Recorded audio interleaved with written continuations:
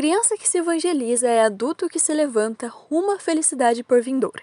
Bezerra de Menezes. O Departamento de Infância e Juventude comunica que a evangelização infanto-juvenil e de bebês terá início no dia 21 de fevereiro, de forma online. Convidamos com muito carinho a todos os frequentadores da SEMP e de outras casas espíritas a participarem dos encontros. Para maiores informações, entrar em contato por e-mail digi.semp@gmail.com ou WhatsApp. Olá, é uma alegria enorme estarmos juntos novamente para estudarmos a doutrina espírita.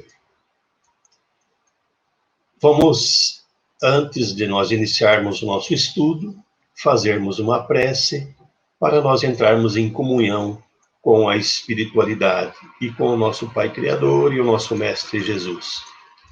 Eu convido a todos para elevar os seus pensamentos, buscar ter Deus, Jesus, nesse momento em nossos pensamentos. E vamos orar dizendo: em tudo que ames, Deus te conduza. Com quem vivas, Deus te aperfeiçoe. No que saibas, Deus te aproveite. Onde fales, Deus te inspire. E no que faças, Deus te esclareça. Em tudo que peças, Deus te dê o melhor, hoje e sempre. Que assim seja. Então, vamos estudar hoje a doutrina espírita. Nós escolhemos o tema Vivência Espírita no Lar. É um tema muito interessante, do qual nós vamos buscar abordar, principalmente, o conhecimento que a gente adquire na doutrina espírita e a sua aplicação dentro do nosso lar, a vivência dentro do nosso lar. Então vamos lá. Diz Kardec para nós: de nada adianta crer se a crença não faz com que dê um passo adiante na via do progresso e não o torne melhor na convivência com o seu próximo. Kardec deixa claro para nós que não adianta a gente crer se essa crença, se essa religião que a gente tem não nos torna melhor, principalmente na convivência com o próximo. E esse próximo, mais próximo, que é aquele que está dentro do nosso próprio lar. Diz para nós os espíritos no Evangelho: o espiritismo bem compreendido, mas, sobretudo, bem sentido, conduz-nos forçosamente a resultados que vão caracterizar o verdadeiro espírita.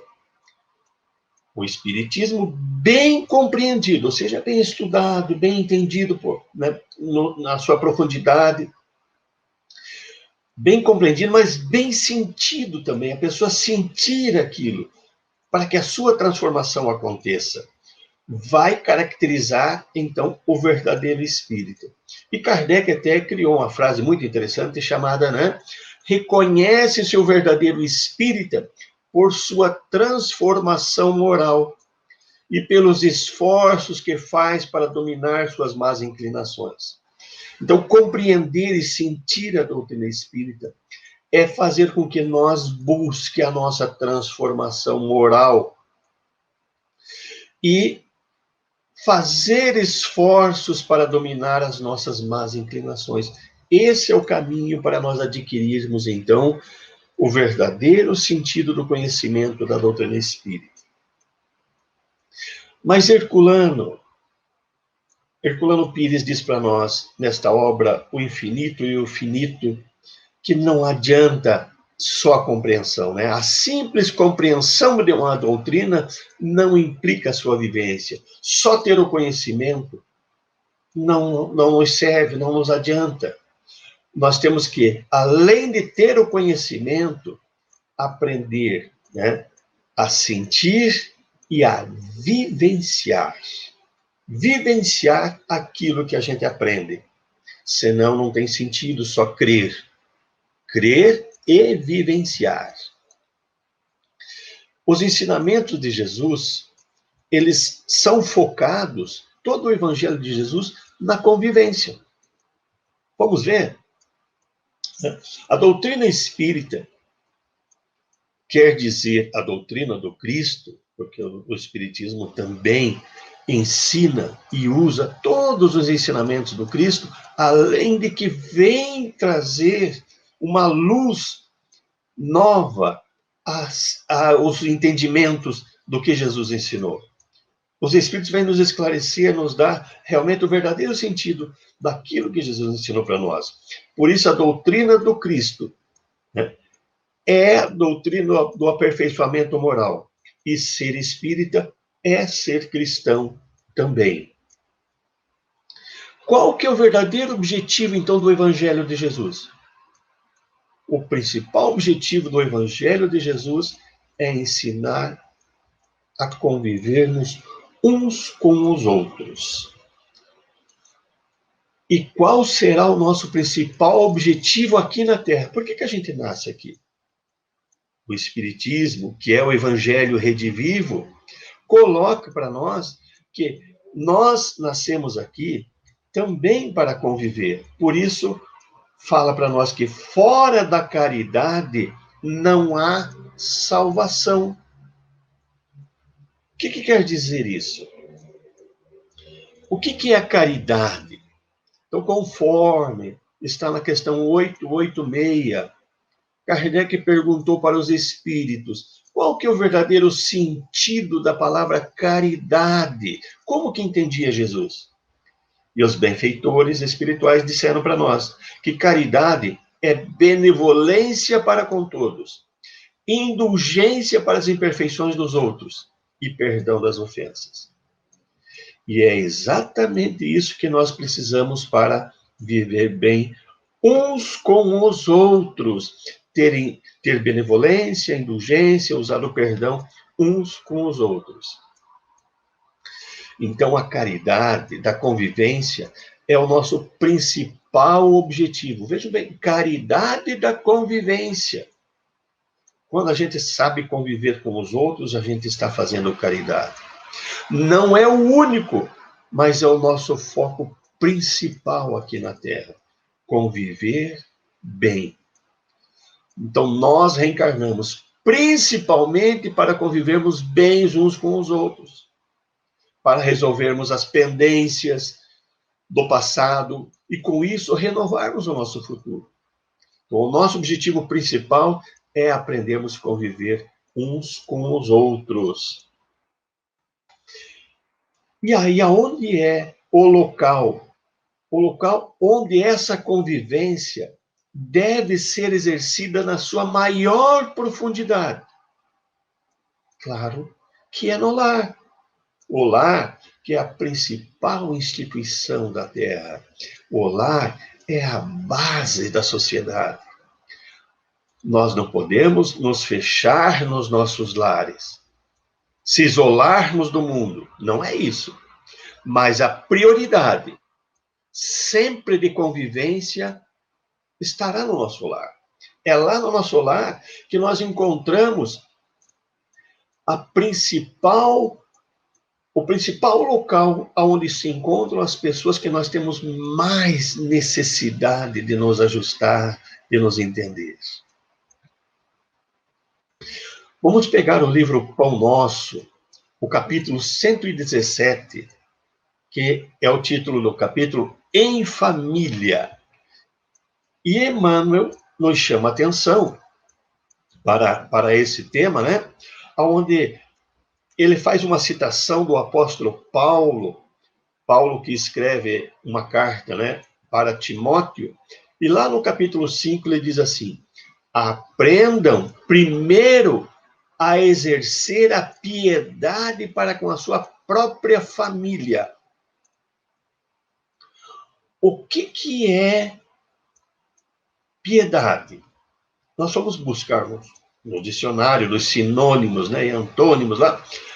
Piedade significa clemência, benevolência, indulgência, compaixão, compadecimento, dó, misericórdia, pena, ternura, bondade, caridade. Então, aprendam primeiro a exercer piedade, benevolência, caridade, compaixão para com a sua própria família. É isso que Paulo começa nesse capítulo 117, em família, do livro Pão Nosso, na sua carta que ele escreveu para Timóteo, lá no capítulo 5. Vamos ver mais um pouquinho. Então, primeiro, Paulo diz para nós, primeiro aprender a exercer a piedade para com a nossa própria família. Paulo, então, nos fala que devemos primeiro aprender a exercitar o que nós conhecemos com os ensinamentos de Jesus, com os ensinamentos da doutrina espírita, dentro da nossa própria família. Nós temos que aprender a amar o próximo, mas principalmente os próximos mais próximos. Se a gente não aprender primeiro a exercer a piedade com a própria família, como é que nós vamos ter piedade com as pessoas que estão mais distantes de nós? As pessoas que não fazem parte da nossa família, que fazem parte do nosso grupo de trabalho, fazem parte do nosso grupo de vizinhos, da nossa sociedade. Como é que a gente vai exercer isso se dentro do nosso próprio lar nós não exercemos a piedade, né? O amor. Aí Paulo fala para nós que a luta em família é problema fundamental da redenção do homem na Terra. Então, essa luta em família, ou seja, dentro da família, essa luta para melhorar, para vencer as dificuldades, as antipatias, é um problema fundamental para a nossa redenção, para nós exercer a nossa evolução espiritual. E nós espíritas, sabemos que o lar não é um lugar exclusivo, só dentro do lar fazer isso. Não, mas é um lugar prioritário, que foi escolhido por Deus para resolvermos os conflitos que nós temos com o passado. As nossas desavenças, nossos desentendimentos. Por isso que dentro da família, às vezes a luta se torna um pouco mais difícil, porque estão lá pessoas que nós precisamos nos entender, nos reconciliar. Vamos lembrar que nós não estaríamos ali se nós não tivéssemos a capacidade de nos ajustar com aquelas pessoas. Então, é em nossa casa, apesar de todas as dificuldades, que nós temos que manter a disciplina, a perseverança, a confiança em Deus, para podermos resolver esses conflitos de convivência. E outro item que foi abordado nessa mensagem é conhecer as zonas nevrálgicas da casa e se esforçar para eliminá-las. Então é importante que nós aprendamos a conhecer aonde está o maior problema, a maior dificuldade. Nos conhecer também nossos familiares, para que possamos resolver esses problemas que surjam. Todos temos problemas. Todos somos espíritos ainda imperfeitos. Somos espíritos endividados uns com os outros. E conhecer para poder saber agir é um ponto muito importante. Então, todos nós estamos nesse processo de cura espiritual, de melhoria, de aprendizagem, e é para isso que a gente reencarna aqui. Sempre falo, né? Nós não viemos fazer reencarnatur na Terra. Ninguém veio fazer turismo na reencarnação. A Terra é um mundo de provas, de expiações. Não tem ninguém a passeio aqui, não. E esses reajustes, esses acertos, essa cura espiritual só vai acontecer justamente pela convivência nossa uns com os outros, principalmente essa convivência dentro do lar, onde a gente vai ter a possibilidade e as oportunidades de entendimento e de ajustes. Como nós podemos aprender a conviver? Como que podemos fazer isso?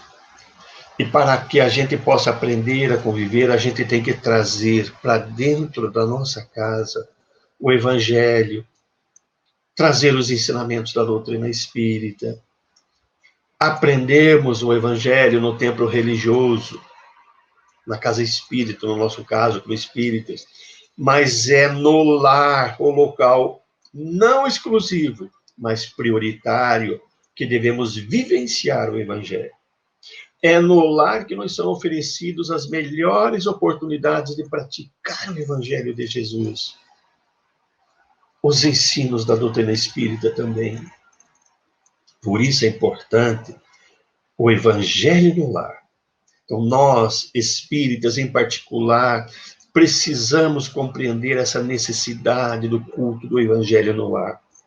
Pelo menos uma vez por semana vamos reunir a nossa família, estudar o Evangelho, para que as diretrizes do Mestre sejam eficientes rotas de amor e sabedoria dentro da nossa casa. Porque se todo mundo conhecer o Evangelho, vai pensar mais na hora de agir, para que haja sempre da melhor forma. Então, estudar o Evangelho de Jesus possibilita compreendermos os ensinamentos cristãos, cuja prática nos conduz a um aprimoramento moral. E é dentro do lar, então, que nós temos as melhores oportunidades para reconciliações. A maioria dos problemas de relacionamento que trazemos do passado e que precisam ser resolvidos estão dentro do nosso lar. São pessoas que conviveram conosco no pretérito e tivemos problemas de convivência. E agora estamos nos reencontrando, estamos tendo uma grande oportunidade, uma grande chance de nos reconciliarmos. Deveríamos tentar perseverar o máximo que conseguirmos, pedindo ajuda a Deus para resolvermos as questões, estarmos focados.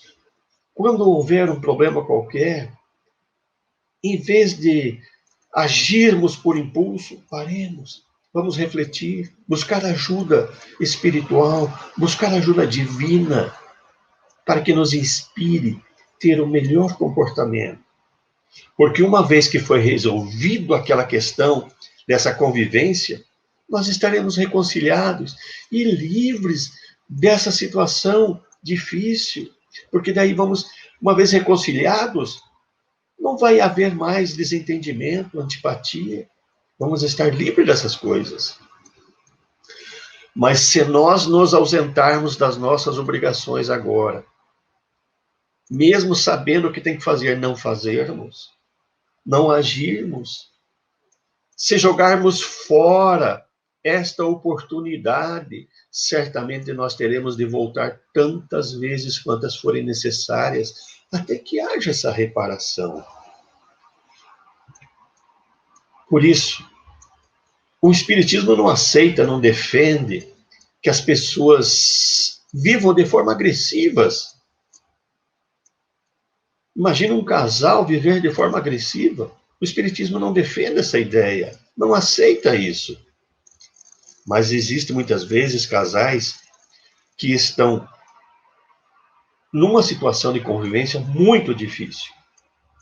Aí, nesse caso, se precisar separar, o divórcio seria uma opção menos ruim.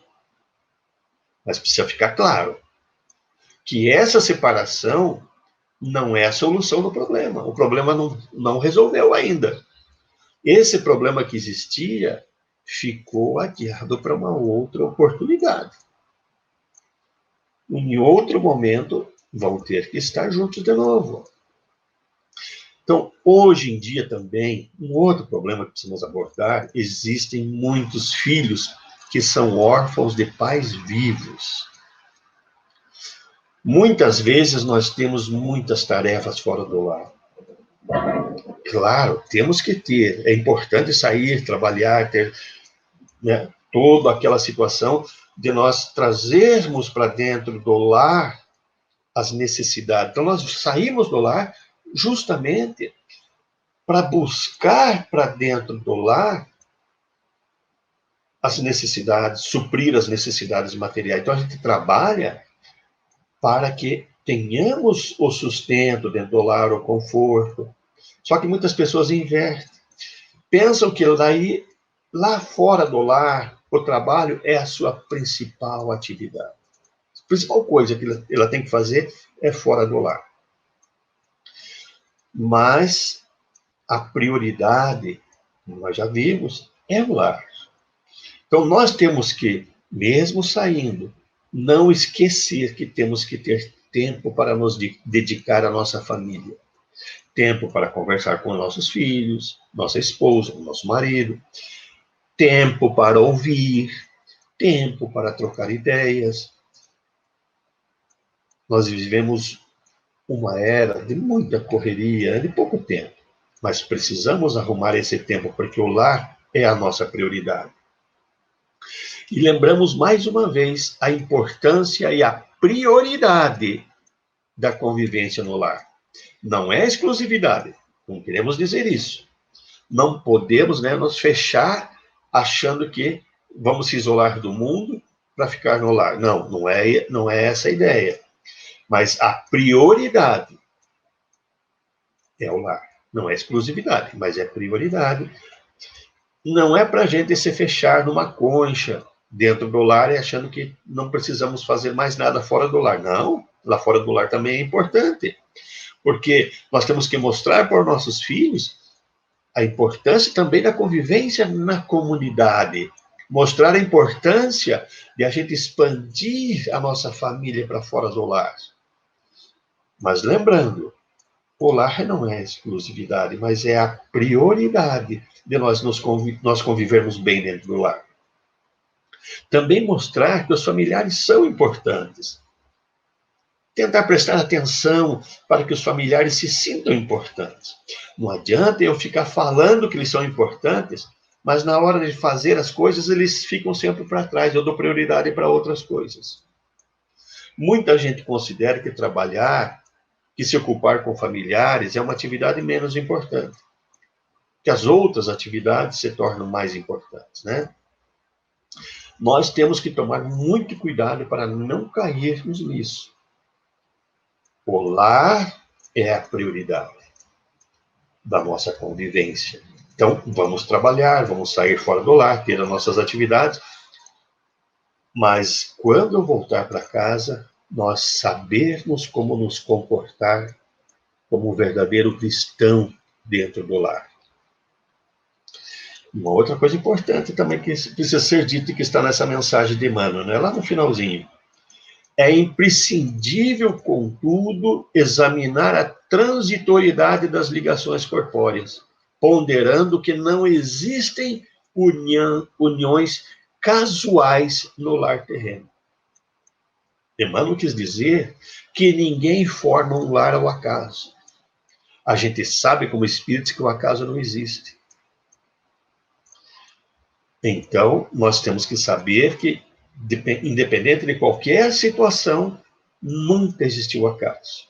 Nós podemos ter feito uma programação, a programação eu chamo de planejamento A, mas nós não fazemos só o planejamento A, porque nós podemos ter algumas alterações, então nós temos o planejamento B, C, D, o A ia ser o melhor, mas nenhum o A, o B, o C, o D, que acontecer, não é o acaso. Porque nós temos ligações com as pessoas. Então, é importante que nós saiba que temos que agir assim, né? E no finalzinho dessa mensagem, Emmanuel diz para nós, é impossível auxiliar o mundo quando ainda não conseguimos ser úteis, nem mesmo dentro de casa. Então, nós precisamos, né, em primeiro lugar, vamos ter piedade para com as pessoas da nossa família. Isso é importante. Para que nós aprenda daí a termos também uma boa convivência na sociedade, com as outras pessoas. Nós precisamos buscar a nossa iluminação. O que é iluminação? É evolução espiritual. Então nós precisamos, através da nossa convivência do lar, evoluir, crescer espiritualmente. Então, dentro do lar, na nossa convivência, se nós soubermos conviver, nós vamos evoluir e nos iluminar, crescer espiritualmente, porque esse também é um dos objetivos nossos aqui na Terra. Nós não nascemos aqui para ficar, né, parados, estacionados. Nós nascemos aqui para sair daqui melhores do que entramos, né? E, na verdade, não tem lugar que nos dê mais condições para a nossa iluminação espiritual, para a nossa elevação espiritual, que o lar. Porque existem todas as condições e oportunidades possíveis para nós evoluirmos dentro do lar, né? Vamos pegar um exemplo que está no livro Boa Nova. Lá no capítulo 15, é uma história de Joana de Cusa. E ela é mais ou menos assim, né? Esse exemplo é muito interessante para nós. Então, Joana de Cusa é mencionada como uma das cooperadoras do Cristo. Ela aparece nas histórias como uma das cooperadoras do Cristo. Quando ele ia fazer pregações em Cafarnaum, ela morava em Cafarnaum, ela sempre estava lá, junto do grupo de Jesus. Até quando eles seguiam para outras cidades, ela colaborava financeiramente para ajudar esse grupo, porque ela tinha condição, né? Joana e seu marido moravam na cidade de Cafarnaum, ele era um alto funcionário de Herodes, Antipas. Ele, o marido de Joana, ele não tinha uma religião definida. Ele fazia suas preferências, né? Ele ora estava junto com os judeus, ora junto com os romanos, porque esse jogo de cintura permitia a ele uma tranquilidade, né, mais fácil, mais rendosa. Joana já possuía uma verdadeira fé nos ensinamentos de Jesus. Ela acreditava e buscava os ensinamentos de Jesus. Mas seu esposo não aceitava esses ensinos de Jesus, não aceitava Jesus, não tolerava a doutrina do mestre. E por causa disso, eles tinham muitos conflitos. Joana e o marido tinham conflitos enormes. E aí teve um dos dias em que Joana, considerando todos esses dissabores domésticos, esses problemas familiares, foi falar com Jesus sobre isso. E expôs as suas contrariedades, seus padecimentos, suas dificuldades com o marido. Diz ela que eram ricos, tinham boas condições financeiras, mas o relacionamento era muito difícil entre eles. E após ouvir todas as ponderações de Joana, Jesus diz assim para ela: agradece ao Pai haver te julgado digna do bom trabalho desde agora. Olha que interessante, né?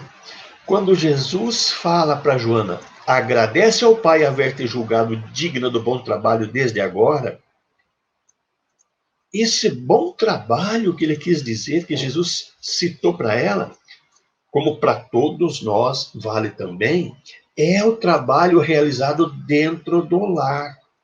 Agradece ao Pai. Agradecermos ao Pai por haver, né, que nós éramos dignos de fazer um bom trabalho dentro desse lar. Deus nos colocou junto de outros irmãos para que a gente se aperfeiçoe, mas também para ajudar esses irmãos a se melhorar.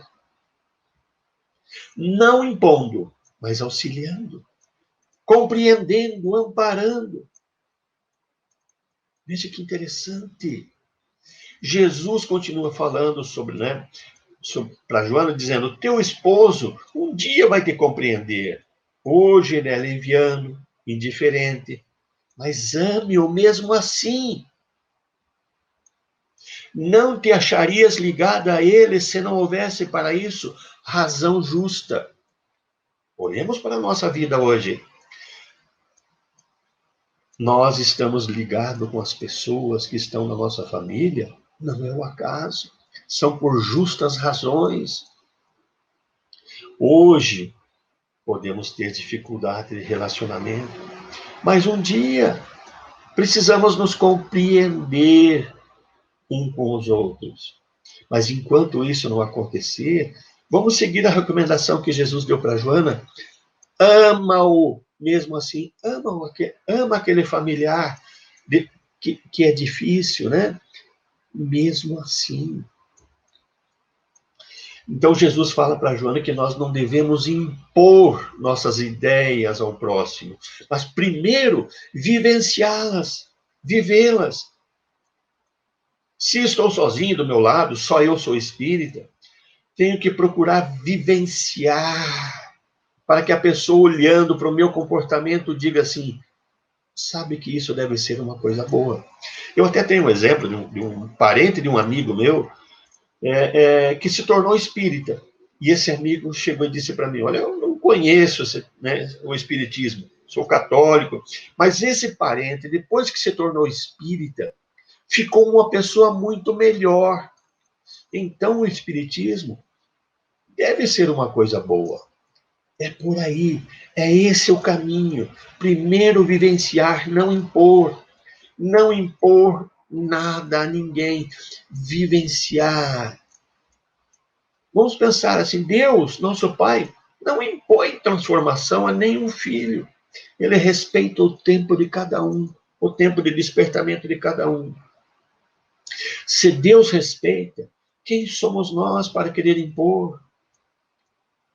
Tudo tem seu momento certo. Então, todos nós estamos num lar. É para superar os desafios, superar as desavenças. É para aprender a conviver um com os outros. Esse é o principal objetivo. É normal que tenhamos atritos, que tenhamos problemas. Somos imperfeitos ainda. Mas não podemos esquecer que todos nós nos achamos ligados uns aos outros por algum justo motivo. Por isso, aprender a superar esses desafios, para que nós consigamos nos iluminar dentro do próprio lar. Jesus continua falando para Joana, dizendo assim, volta ao lar e ama o teu companheiro como o material divino que o céu colocou em tuas mãos, para que tales uma obra de vida, sabedoria e amor. Olha que profundo, né? Joana, né? Volta ao lar e ama teu companheiro. Olhando para nós, vamos amar aqueles familiares. São materiais divinos que Deus colocou em nossas mãos para ajudar a talhar uma obra de sabedoria, de amor, de vida. Jesus diz para Joana, vai, filha, sê fiel a Deus dentro do teu lar, amando o teu companheiro. Se Deus nos colocou próximo a essas pessoas, o acaso não existe. Foi porque Ele confiou em nós. Ele nos deu o material para nós trabalharmos. Ele quer que nós ajudemos aquele familiar. Então, ser fiel a Deus nesse momento é conviver com esses familiares, dentro do lar, amando-os. É isso que Jesus pede para todos nós, para sermos fiéis a Deus, convivendo e amando aqueles que estão dentro do nosso lar. E essa história continua, a história de Joana, né, no livro Boa Nova. E na continuação, Joana vai ter um filho, o marido morre, ela fica pobre. Joana vai ter que lutar para a sua sobrevivência. Mas em meio a tudo isso, Joana sempre foi fiel a Deus, fiel aos ensinamentos de Jesus. E com isso ela adquiriu um potencial de iluminação espiritual muito grande. Ela se iluminou por isso. E vejo, de forma anônima. Ela dentro do lar, quietinha, fazendo o seu trabalho. Cada um de nós também pode fazer igual. E com toda essa situação, Joana e o filho mudam para Roma. E lá acabam presos. Como cristãos, né? Foram presos e levados para serem queimados como espetáculo para a população. E na hora já do sacrifício, o filho pede para ela negar o Cristo. Que ela repreende o filho, dizendo: cala-te, filho. Jesus era puro e não desdenhou o sacrifício. E complementou dizendo, né? Saibamos sofrer na hora dolorosa. É preciso ser fiel a Deus. Quer dizer, nós, dentro do nosso lar, também vamos sofrer. Vamos ter dificuldades, mas temos que nos manter fiéis a Deus. Nenhum sofrimento justifica revolta, abandono. E aí, vamos lembrar, né, que os primeiros cristãos lá da época, já após Jesus, os primeiros cristãos, assim como Joana, deram o seu testemunho de fidelidade a Deus, sacrificando a própria vida para mostrar que eram fiéis a Deus e a Jesus. Nós, hoje, não precisamos sacrificar a nossa vida, ser jogados aos animais, né? Ir para a fogueira. Hoje, o nosso testemunho para provar a nossa fé, que nós acreditamos em tudo que aprendemos na doutrina espírita, com Jesus, o nosso testemunho é vivenciar o amor com aqueles que estão no nosso caminho, principalmente dentro do nosso lar. O nosso maior sacrifício é vivenciar amor. Vejam que coisa interessante e bonita, né? E aí, para finalizar, né, essa história de Joana, o Humberto de Campos, que narra essa lição para nós de Joana de Cusa, que no instante em que ela desencarna, ela sente uma mão no ombro, e essa mão no ombro era Jesus, né? E Jesus carinhosamente disse para ela: Joana, tem bom ânimo, eu estou aqui. O próprio Cristo foi recebê-la. Joana de Cusa era uma mulher anônima, trabalhou dentro de casa, principalmente na sua iluminação espiritual e daqueles que conviviam com ela. Ela trabalhou agindo com amor, sendo fiel ao compromisso que Deus lhe deu, né? Ela agiu com amor com todos, com seu marido, com seu filho, seus serviçais, depois com as pessoas que ela conviveu, sempre ajudando essas pessoas de forma anônima, e adquiriu tamanha luz que o próprio Cristo foi receber. Então cada um de nós tem esse papel de aprender, mas conviver, usar o ensinamento para a nossa transformação. Que nós possamos aprender a vivenciar as lições do Evangelho, os ensinamentos da doutrina espírita dentro do lar. Não apenas estudar, mas vivenciar. Vivenciar é ter mais carinho com as pessoas, é ter mais benevolência, é ter mais indulgência, ter mais perdão, ter mais doçura, ter mais compreensão. Todos nós precisamos um dos outros. E é assim que a gente vai aprendendo a conviver dentro do lar com todos aqueles que lá estão conosco, né? Muito obrigado pela oportunidade, muito obrigado por estarmos juntos. Para finalizar o nosso estudo, vamos fazer uma prece, então, em agradecimento. Elevemos os pensamentos a Deus, a Jesus novamente, e vamos dizer: como estiveres, Deus te guarde. Como penses, Deus te use. Onde te encontres, Deus te ilumine. Com quem estejas, Deus te guie. No que fizeres, Deus te ampare. Em todos os teus passos, Deus te abençoe, hoje e sempre. E assim seja. Muito obrigado, muita paz a todos.